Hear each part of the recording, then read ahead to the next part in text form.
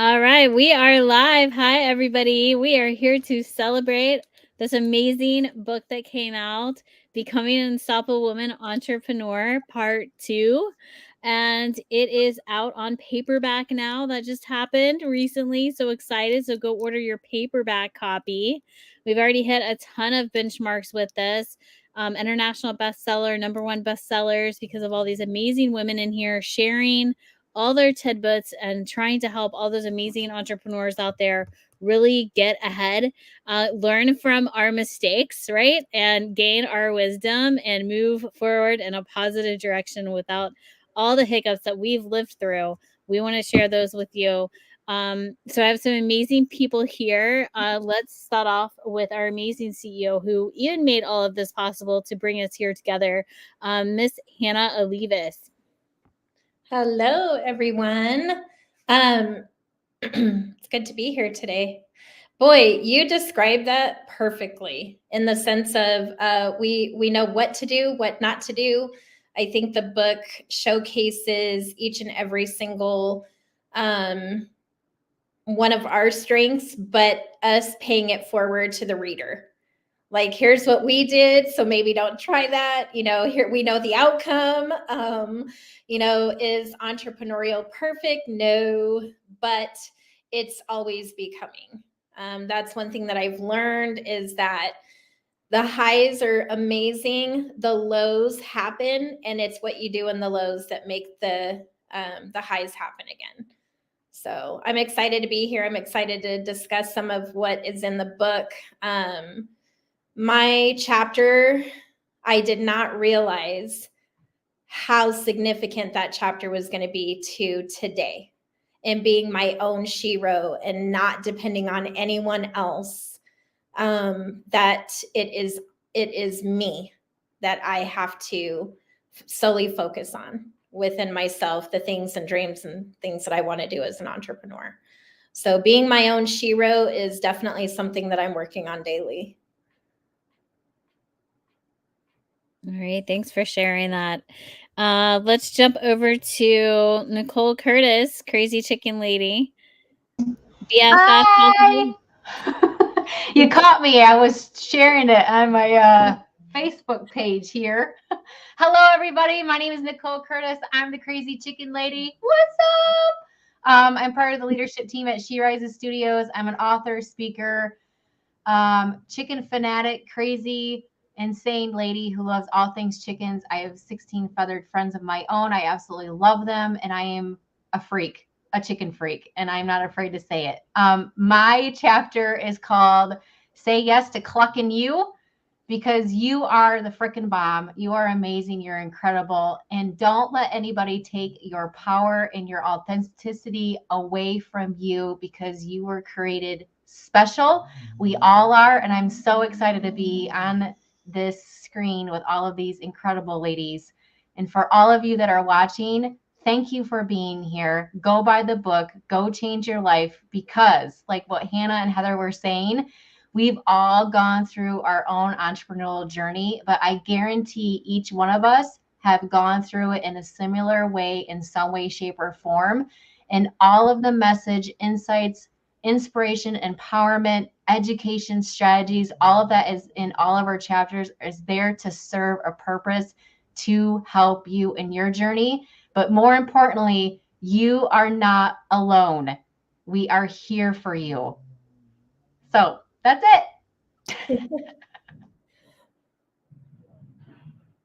All right. Thank you for sharing that and offering that support, Nicole. And that's what we hope this book does, is really offer support to those that are just out there living the dream, trying to push through. If you are a business owner, if you're an entrepreneur, if you want to be a business owner, you want to be an entrepreneur, and you're hesitating, this is the book you need to really push you over that hesitation, bring you out of your funk, and keep you going on that track that you should already be on. Don't give up.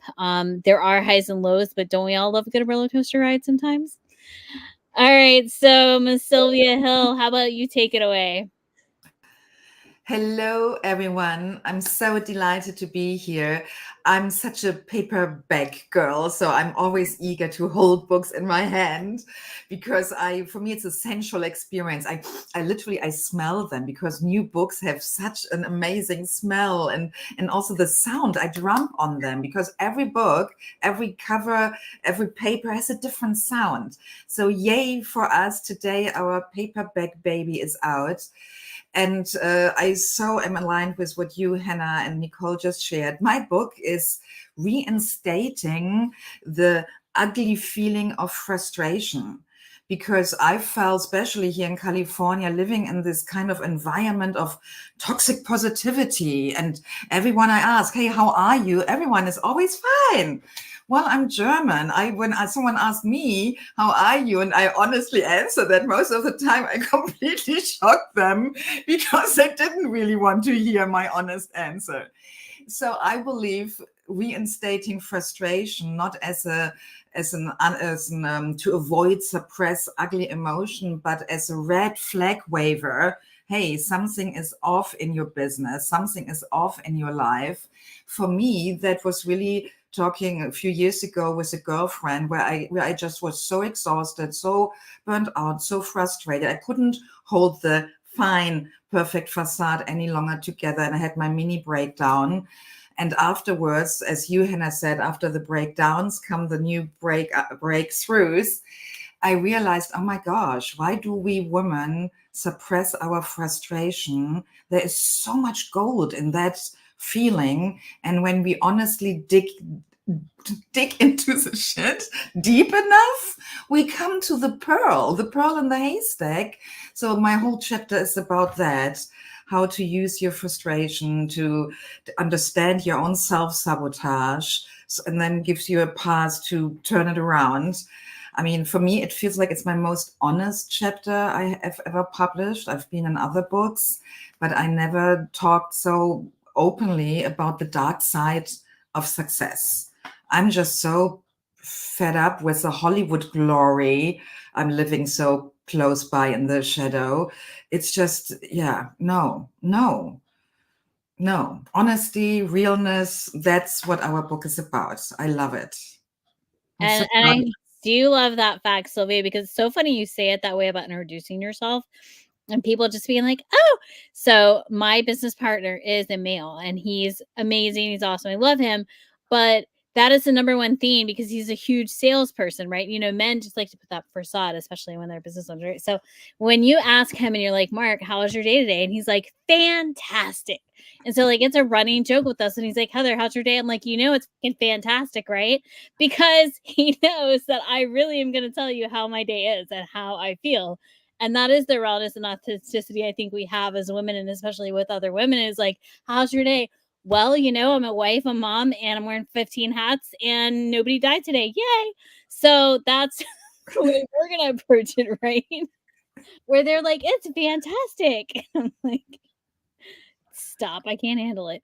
But yeah, just the rawness and realness of this book is really the beauty of it. So if you're looking for not just an inspirational and motivational book, but one that's going to be raw and real with you, this is definitely the book for you. We don't just want to have that, you know, all inspiration, all motivation about how wonderful it is to be a business owner, which it is, but we also need that rawness and realness of this is what happens when the shit hits the fan, and this is what you actually have to do to survive, right? And that's the importance of having a book like this and written for women by women, where a lot of books, you know, not to be judgmental, but a lot of books are written by men when it comes to business, right? And we're trying to read through their fantastic bullshit as to find the realness of what the raw truth is, right? I'm going to jump over to Francine, who has been a leader when she was maybe the only woman in the room through her years of leadership, even in the military and stuff. So she can definitely help us with that. The rest of us are. Hello, everybody. My journey into becoming the unstoppable woman entrepreneur started with stopping the boom, the bad opinions of myself. Like Heather said, I was in the military environment for more than 30 years, and I constantly had men telling me that I couldn't do things. Well, guess what? I was an aircraft electrician, and I did it well, and I led men doing it. But those skills did not cross over into the entrepreneur world, because there were guidebooks and rule books and checklists on how to fix an airplane. There wasn't anything there to tell me how to become an unstoppable woman, because I was a member of the biggest boys club in the world. I had to learn it for myself. And then it took me a long time to realize that my bad opinions of myself was the one thing that was holding me back. My chapter is all about vanquishing Boom, telling Boom to get out of your life. And then all entrepreneurs need to be public speakers. We all have a story to tell, and we need to learn how to connect with an audience. We're all writers, we're all authors. But when you get up on a stage or in an environment like this, it's a totally different experience connecting with an audience through your voice. Well, to become an unstoppable woman entrepreneur, you need to learn how to tell a compelling story. You need to learn how to put yourself out there. When I wrote my first solo book, it took me 3 months to get the courage to promote it. I wrote this fabulous book that everybody should read, but I was afraid to tell people because I didn't think I was good enough. I didn't think my story was enough, and I didn't know how to convey the message that what I had to say was important, because of the bad opinions of myself. How many people out there have bad opinions, things that people told you that you believe, and because you believe it, you will never achieve it?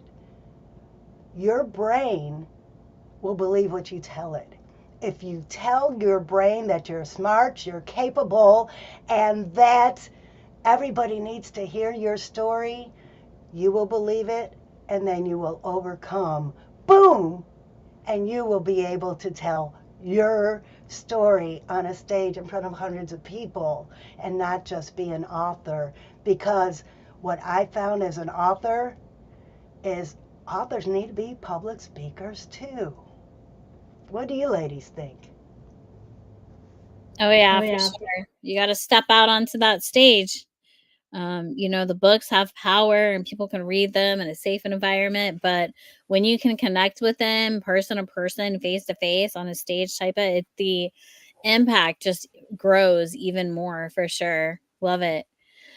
So last but not least, Miss Serena Diamond, let's hear from you. What do you want to share about your book experience here and your chapter? Well, I will tell you that I didn't set out to be an entrepreneur, and I didn't set out to be an author. But both of those things, I am a big fan of serendipity, and I think both of those things have come to be through happy accidents or happy trauma, perhaps. I spent 30 years climbing the corporate ladder, and I actually think it was in the recovery from the trauma of my departure from corporate life that I started networking with other women and started to see what was possible in conversations with them about, nobody knows how to do this necessarily, how to, become the entrepreneur. And I was learning a bit as I went, and I was struggling with what to do because my whole life had been a W-2 job. I was twice in my career, I had reached the top of my corporate ladder. And that's all in my chapter called the Power of And. And the reason it's called that is because I had a very good networked coach who helped me to understand that I was still very linearly thinking about my next step. Even when I was thinking about going into becoming an entrepreneur, it was very linear. And it wasn't until she said to me, as we were talking one day, I was talking about, well, I could do this, or then I had this opportunity or this. And she said, why or? And I stopped and she said, what about and? And she said it, we talked a little bit longer, but literally I felt like my body started to burn. Like I was all fired up. And that was it. Everything started. I started going after gigs, engagements that were led by talent source companies. I started looking for new ways to talk to people. Francine, I love that you talk about being that speaker, because I got so bold about contacting people on LinkedIn that were changing jobs. My whole expertise is in helping leaders be more effective in affecting change in their companies. And I started looking at, it's a brand new leader in an organization. You know what? They're going to be looking at a mess. I'm a really quick study. I hit the ground running, and I can tell you in a week what things should be done better, where things are perhaps not what you expect them to be, or what, in worst case, what you expect them to be, but what your customers are not experiencing. And I don't know why that's a gift of mine, other than in my story, I'll sort of give you the little spoiler alert. My entire family is a family of entrepreneurs. I was the first one in my whole family to say, yeah, that's a hard job. I'm going to go to college and do the corporate thing. It took me 30 years to come back to my roots. And there are days that I wish I'd done this decades ago. So I hope that my story helps to inspire other women who are struggling with their decision about whether they could go out on their own. I tell them all the same thing. The water is great. There's tons of work. You need to find that work, but it's not, this is truly unstoppable. I love that, Trina. And I love that you brought up what I was going to bring up next, and that's the why, right? So my chapter is called Building Your Legacy. And it reminds people to look at the why. Okay. Why are you doing this? And how can you even build that legacy out further? So, Hanna is lucky where she's building a legacy with some of her children, right? And so she has this dream, she wants it to come true, she's working hard, it's coming true, she's making these leaps and bounds, but she's bringing some of her family along with her. You were talking about having a whole family of entrepreneurs. We don't always get to work directly with our family like that. Me and my daughters work on projects together too. But the idea of knowing your why are you doing this? Why is this so important? Is it important because you want to bring others up? Is it important because you want to bring in a name for yourself? Is it important because you're building a legacy for your family? Everybody's why is different, right? Are you wanting to help other people not make the same mistakes you did? Whatever it is, build that why. But when you know what that why is, start building out your legacy. Sometimes we get so caught up in what's happening right in front of us, we don't look at the long game and understand, okay, this is where I'm going long term. And what is that going to look like? How can I build out this why so that long term, I'm not only impacting what's happening now, but I'm impacting the future for myself, for my family, or maybe just for my future business, whatever it is, right?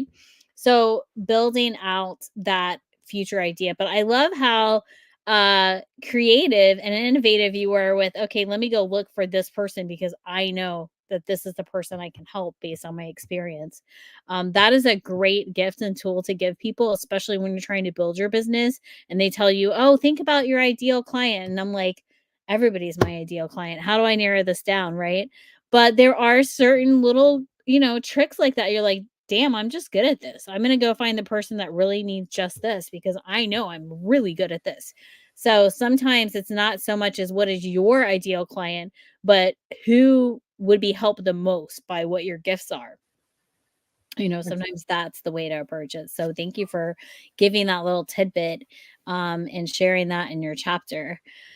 So I'm going to ask a question for each of you, and we'll go around and give everybody a few minutes to talk about that. And if there's something else somebody wants to share, please chime in at any time. But my number one question And I know Serena kind of touched on this too, is what made you decide to be an entrepreneur? So, Nicole, I actually know Nicole's story. So I'm going to jump to Nicole first. Oh man, there's a lot of things, but I think for me it was the pivotal moment when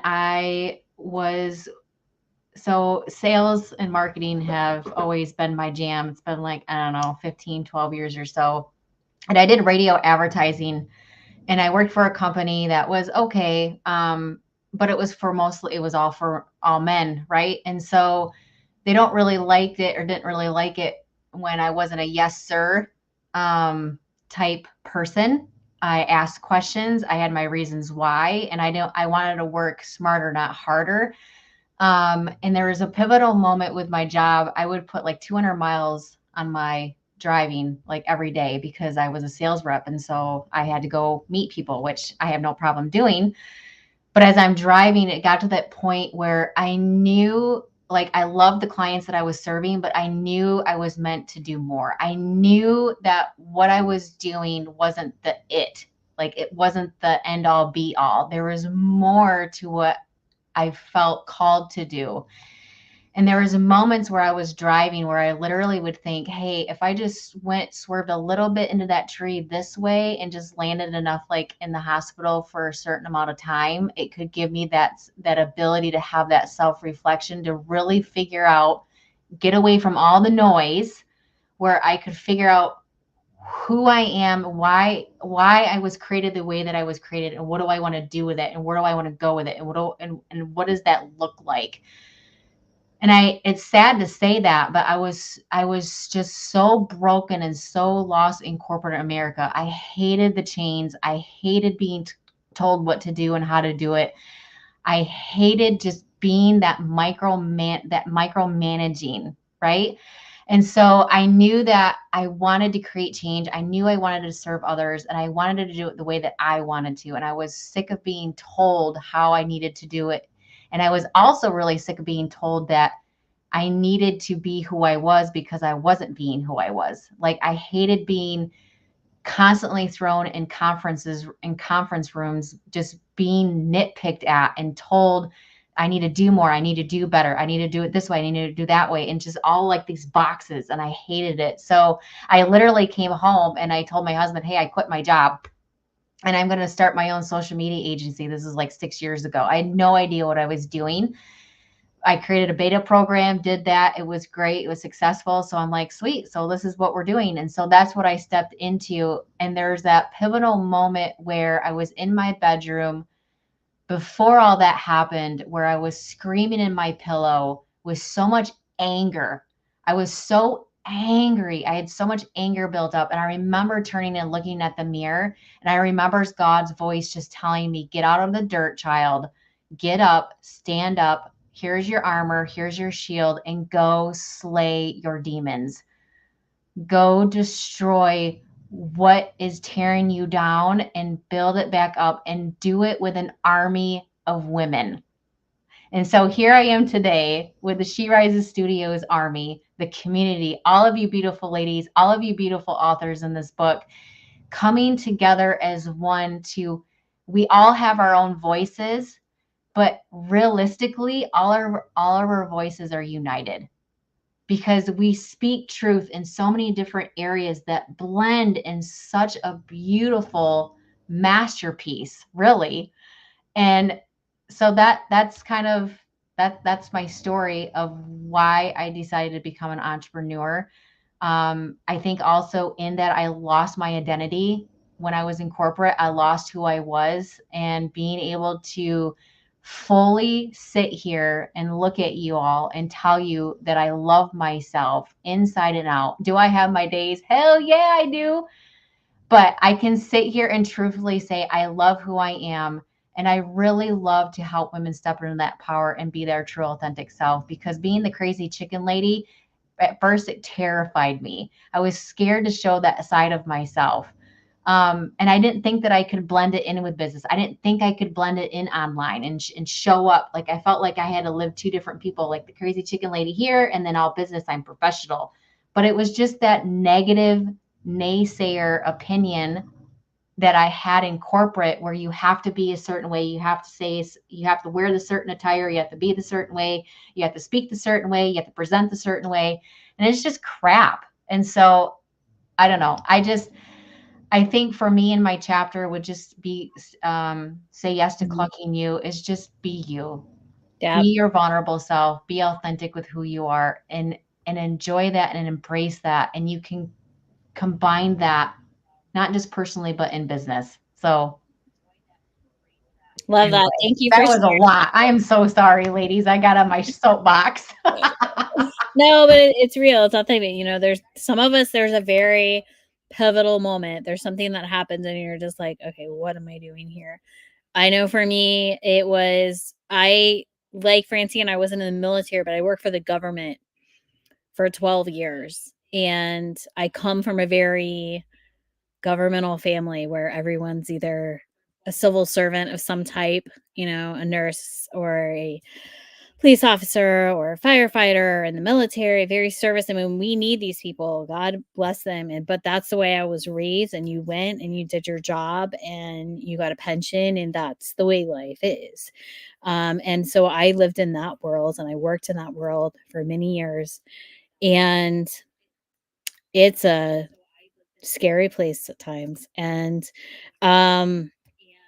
when you are a lamb amongst the wolves, sometimes you get attacked. And when those wolves came for me and my eyes were opened, they were way opened. And I was like, oh, okay, what am I doing over here? Why am I wasting my time doing this? I'm not designed to follow the rules, apparently. So I need to go break some.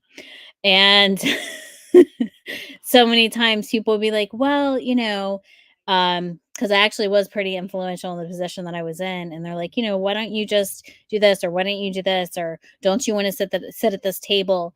And I said, I don't need to sit at their table. I'm going to make my own damn table. And that is where I'm going to be. And if they want to come sit with me at my table, I'll see if I'll allow that. That's the approach I took at that point. And, you know, so sometimes it's that one moment, like Nicole said, where you're just like, okay, yep, my eyes are open. I hear you. Let's just go. So I'm going to jump over now to Sylvia. Sylvia, was there a moment, or was it just a compilation of things? Like, what brought you to entrepreneurship is where you needed to be? Well, beloved audience, you probably already hear my accent. I grew up in Germany. And my mom is, I think, the crucial early pointer towards who I am and how I live and work today. When I was young, she was reading to me, literally, she was reading to me while I was still in her belly. But when I was out in bed every evening, and there was one children's book, which is available in English as well, The Little Witch from Ottfried Preußler. And I loved that book. I don't know how often she read it to me, but I think I was probably 2.5, 3 years old. And I decided my future career, I will be a little witch. Because in that book, the little witch, the young witch, is fighting against the old established witches on the mountain. Because I could cry now, I feel the emotional connection. Because the old like leadership corporate witches, they had as a kind of credo, a creed, to be bad, to be negative, to hurt people. And the little witch was fighting them, and she wanted to become the good witch. And I don't want to take away the conclusion in the story, but I think that was one major seed. And I also remember a bit later, I was maybe 5, I'm not quite sure, where one morning, very early, I mean, I need to take you back into the 70s in Germany, my hometown, big, not industrial, elegant, but always raining. So everything is gray, people are grumpy, people are always bad-mooded. And I remember one very cold early morning, I was woken up hearing my mother crying. And then I got out of bed and I walked to the window. My room was under the roof, and the roof had under the window a bit of a hangover. I don't know the exact English architectural term. So I heard her leaving the house, but it needed a few moments till she was visible for me on the footpath. And I saw her hunched over with her rain umbrella, protecting herself from the rain. And she was shaking because she was still crying, because it was horribly early. It was still dark. She didn't want to go to their job. I remember that she was bullied. She was scared by her boss. And I remember my inner resolve watching my mom, who I love so dearly. And I promised myself, I will never, ever end up like my mother. Of course, the word entrepreneur, especially not the English one, was not part of my thinking as a little girl. But for me, these were the seeds.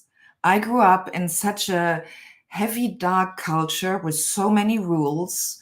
And the biggest one, the sentence motto, which I will write in my solo book about, was, what will the neighbors think? And that was such a strong meme, seriously. And everyone lived under that. And on our street, I lived in a gorgeous area of individual family homes. And there were senior women, like the old witches in the book, sitting behind the window, behind the curtain. But you could see them because you could see their hand holding the curtain. And they were watching us children and everyone passing. And so for me, it was always clear I need to find a way to live my life as liberated and free and kind and loving and positive as possible, to literally heal these, I nearly swear, these F-upped negative human spirit crushing environment I grew up in, and my parents were both caught in. So for me, that were the seeds, and the rest is another time or in my book. Yes, Sylvia. Yeah, I love it. Thank you, Sylvia. And it's I hear you when you say, what will the neighbors think? That has been also another theme that's resounded several times in my life for different reasons. And my answer has always been, and I'll give it what the neighbors think. So I hear you on that one. But good for you for saying, oh, I'm going to be the little witch. I don't want to be the rule follower. I understand that. I break rules. It's good. That's why we're here. All right. So what about you, Miss Hanna? What was the defining moment, or maybe just the thing that made you make the decision that I'm going to be the entrepreneur? I'm going to take this into my own hands and build an empire. Well, I'll give you the short version of the three. The first one happened when I was a young child.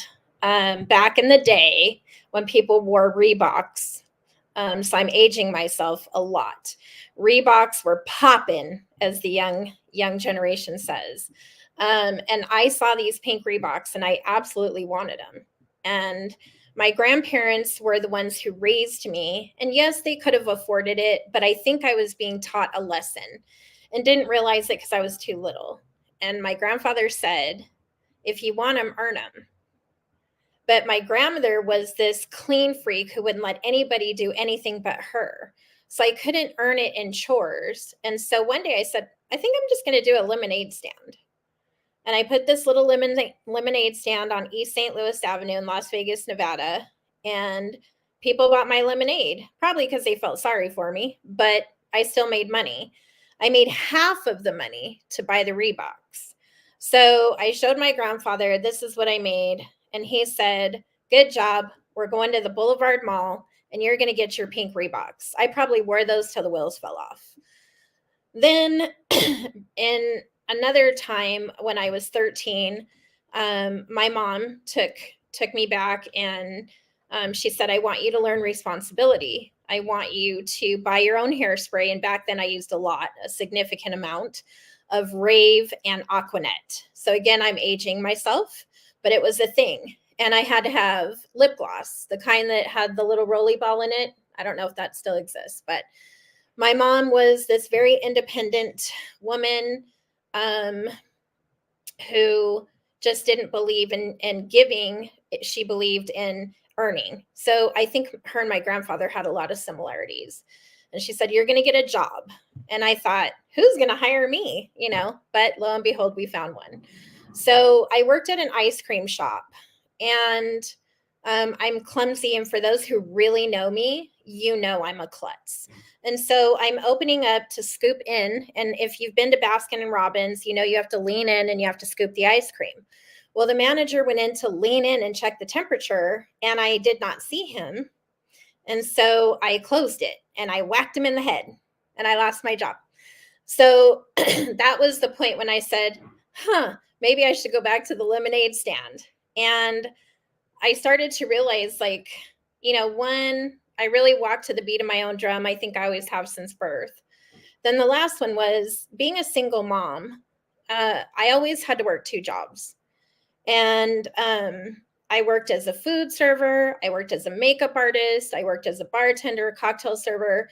I always had to work 2 jobs as a single mom. And it was always in survive, never thrive. I was surviving, but I wasn't thriving.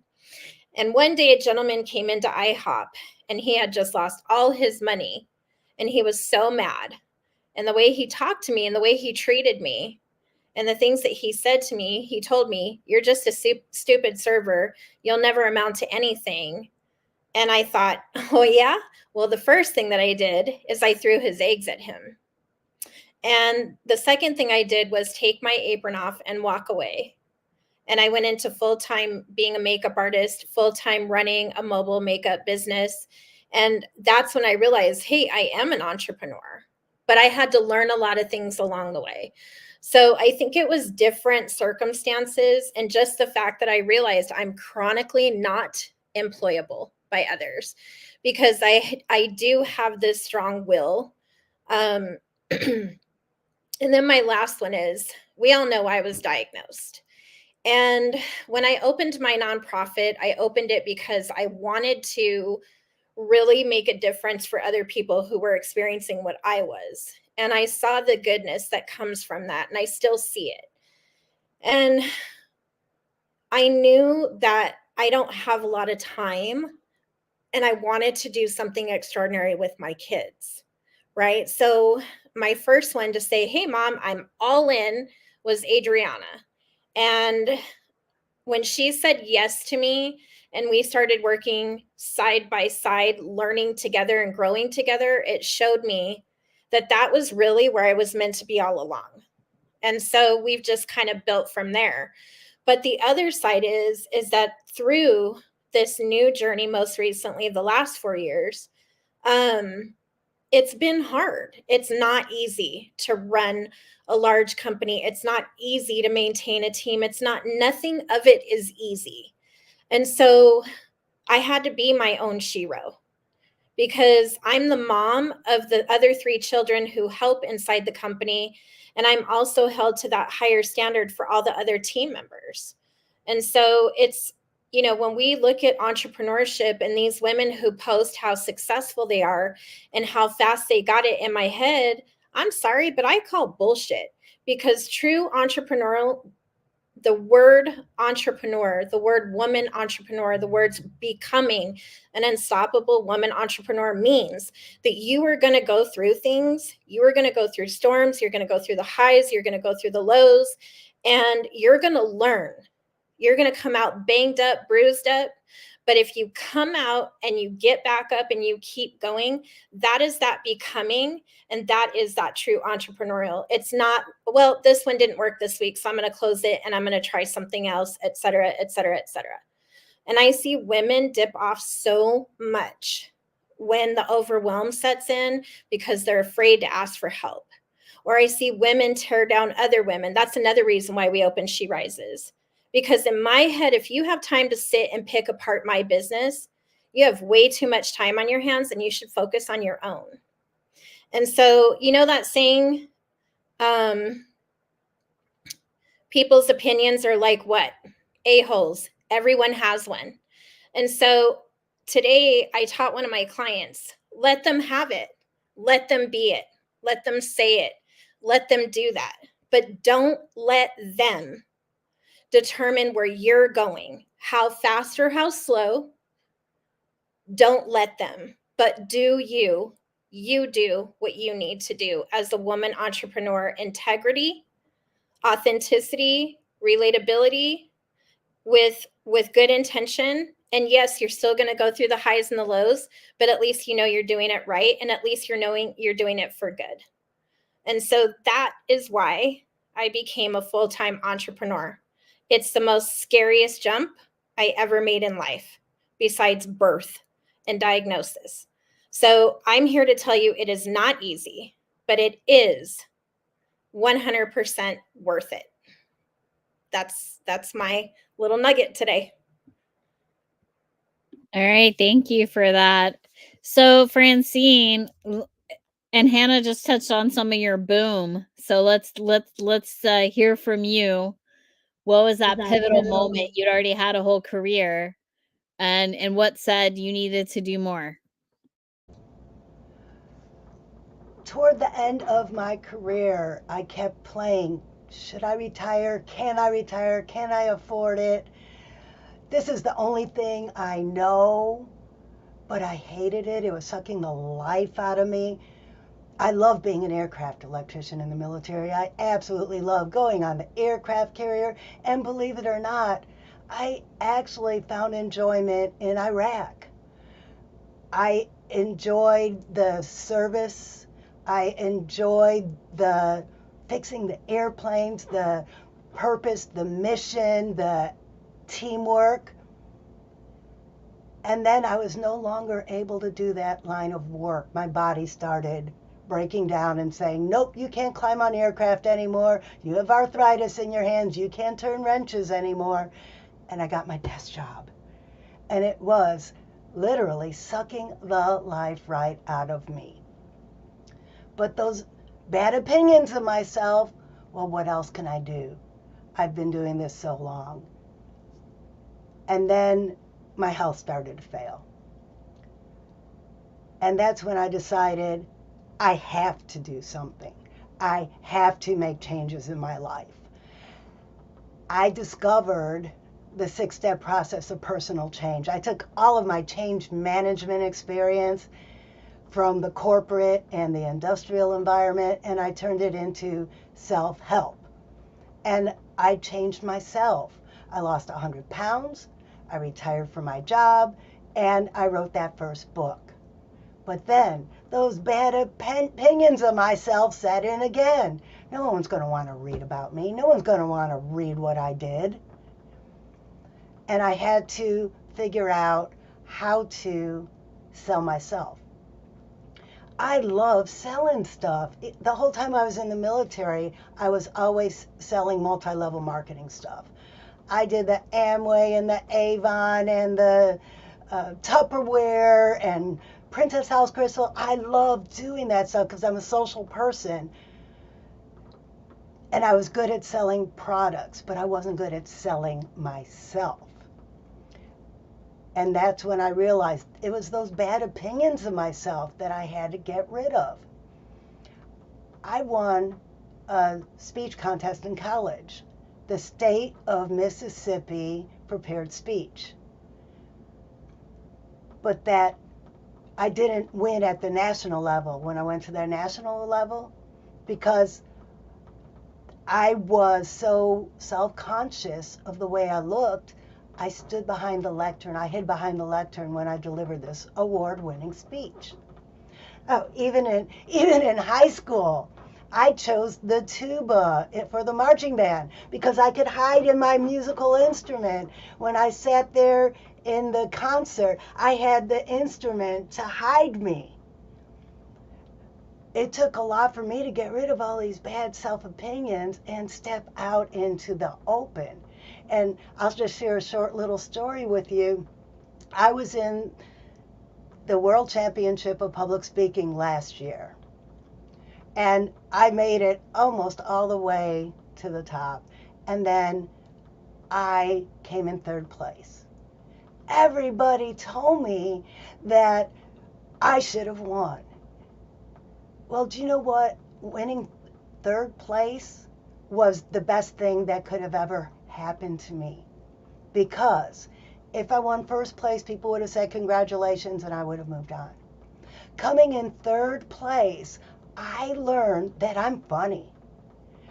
I learned that I made people laugh so hard. One lady told me she peed her pants a little bit. I learned that people put me on that same level as Lucille Ball.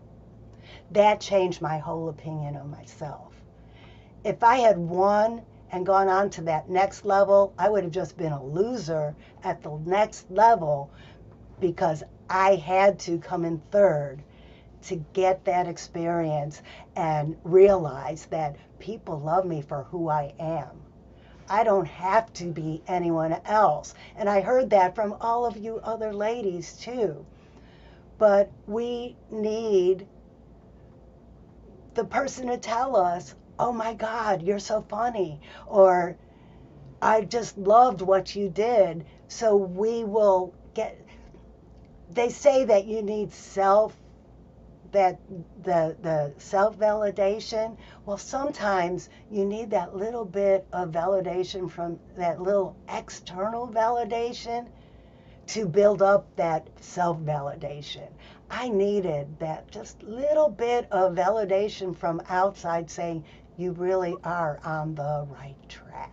That's why we rise together. Yes. Yep. All right, Miss Serena, bring it home. What was your defining moment? You said you were in corporate for years. It wasn't fulfilling you. You kind of told us a little bit already, but was there something that just said, I have to go for this? I have hid from it my whole life while everybody else was doing it in my family, but this means I got to go be an entrepreneur. Actually, it is quite interesting because I was almost done, quote unquote, done with my career. I was at IBM. I'd been there a long time. I had risen. I had transformed and done a ton of really impactful things. And then the division that I was supporting split, and they spun off a big chunk of IBM Kyndryl. And I was sort of saddled at the time. I was a shared service over the two. And I spent a lot of time trying to figure out which of those two I was supposed to go to. And frankly, it took a long time, and I'm the last one to see politics that come. I'm always surprised that I don't see that. See a lot of other things in organization, but politics that came to see, probably because I came from an entrepreneurial family and children learn what they live, you don't see politics in your home life, perhaps.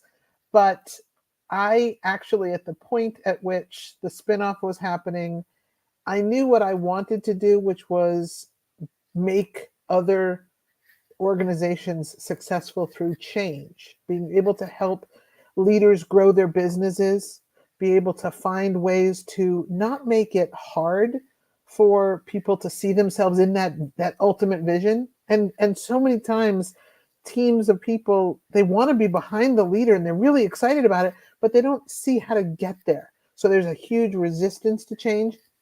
So I knew that's what I wanted to do. And I wasn't seeing one of those two paths in the two companies that were going to be open to me with staying in the IBM. So I jokingly said I took door number 3. I was early retirement eligible, very early, I will just say, very early retirement eligible. And while I was preparing for that, I started looking for a company that aligned to what I wanted to do. And I had that why moment because I found the perfect job. It was exactly what I wanted to do. It was inspiring. It was for a leader who was so charismatic, believed in me, all the things. The politics came back. It's a really much longer story, and that's not even in all the book. But 6 months into that job, I was shocked to hop on a Zoom call, like so many women do these days, and find out that not just my boss, but also HR was on the call. Naive me, I actually thought, oh, good, we're finally going to get the resolution around this one person I was trying to hire, and we're going to have HR on the call to get it all resolved. So I was really excited because I thought we're going to get the answer. And instantly, it took him a minute to, dry mouth, and then he started reading the script. And I collapsed. Like I could not have been. And in 4 of the years I was at IBM, I did workforce management, which during the years I was there, it was about once a quarter. We did reductions in force of large scale. I knew what to expect, and I didn't see this coming by any means. And so, as I say in the book, I did what any logical, sane single parent, Hanna, like you, single parent would do. I took us on a family vacation to Hawaii. I shouldn't have financially. I shouldn't have all the right other reasons, but it was really there that I came to the realization that the only boss that I could ever really trust was me. I will say I was graced with guilty severance that gave me enough of a cushion to do it both feet in. I didn't have to worry about anything else. I literally leapt in and said, I'm going to find a job. I'm going to find a client that would want to do this. And every single client. So in the little over 2 years that I've been an entrepreneur, solely after corporate life, solely, scary as all that is, I have not worked 5 weeks, which I didn't know at the time was different because I just presumed you're going to be an entrepreneur, which means you go to work. There were plenty of times where I was juggling a couple of clients. They were 60% each. So, you could kind of get, but they needed me, and I thrive on fixing those problems, helping those leaders be better, making their organizations more effective. And I actually just finished up a client last month, and he said to me, probably one of the best pieces of feedback that I've ever gotten. He said, it's easy for anybody to come in and be a tornado, right? You break things, you get and I don't. I probably my combination of entrepreneurial growing up, but I come in and I do a really quick assessment.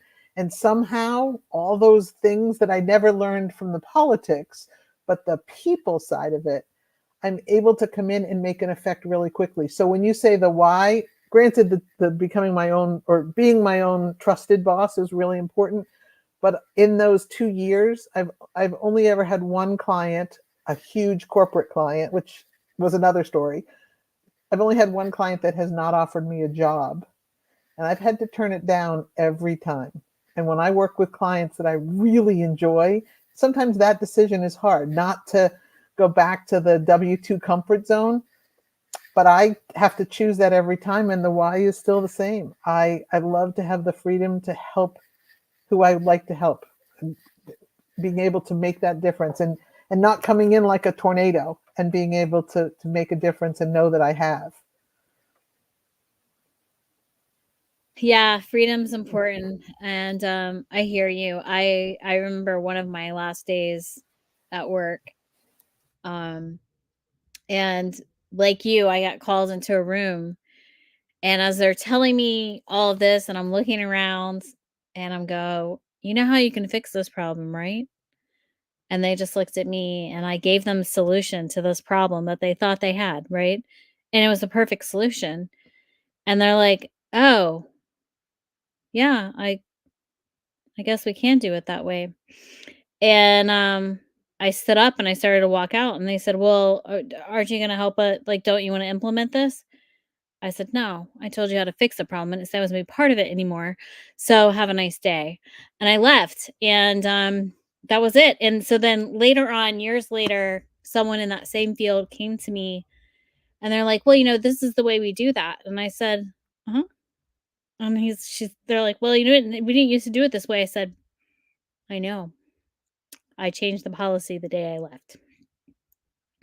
And sometimes you just have to do it, but that was the moment that made me realize, like you said, I don't want to be under anyone else's rule, right? I need to make my own rules and make my own self happy and do what needs to be done. And I still want to help people, and I still do help people, but I get to help them on my terms and not on everybody else's politics.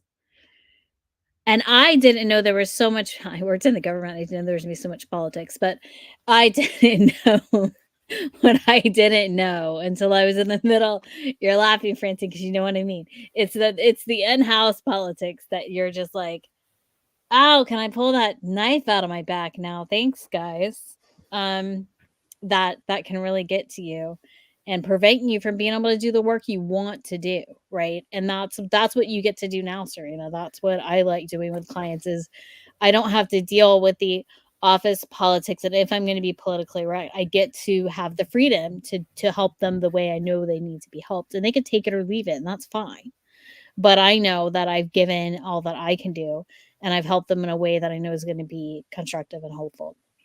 So I would love to talk to you ladies all day. We've gone for almost an hour. Can you believe it? So any last little tidbits somebody wants to leave? We've got about 3 minutes. I just want to say, as I have read the other stories in the book, I have just been so inspired. I've got notes. My copy of the ebook has like highlighter on it. I can't wait for my paperback to come so I can turn those highlighters into the little flags that I love so much. But I have just been so thrilled in getting to be associated with all of you. And that's a really big, important thing, because if you never planned to write a book or you didn't set out to do all of this, this becomes very serendipitous. And I said that at the beginning, and I love that the serendipitous aspect of this has been all of you and our networking together. And I have a request for our beloved viewers. When you get the book, don't just read it alone and then have some nice emotional inspiration and then put it aside. A book can make a difference in your life when you bring it to life. Why not buying 6 books and give them to your closest girlfriends and turn it into a book club, invite them to your home or meet at a restaurant once a month and discuss 2 chapters, 2 stories each night and bring the book to life. I believe our book can change lives when you, beloved reader, bring it into your life. Great point. Great point. Yes. What I like to say is that we're all entrepreneurs and we all came from such different backgrounds that it's inspiring to know we're really all going through the same things and that we've all gained this strength going through it. And I think that's going to inspire the next generation of entrepreneurs who are going to come behind us. This book has some power to help the future entrepreneurs of the world. I think we should get together and write something like this for children.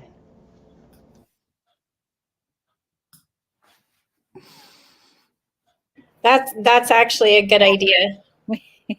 We have some children entrepreneurs in mind. We're going to work for them. Don't worry.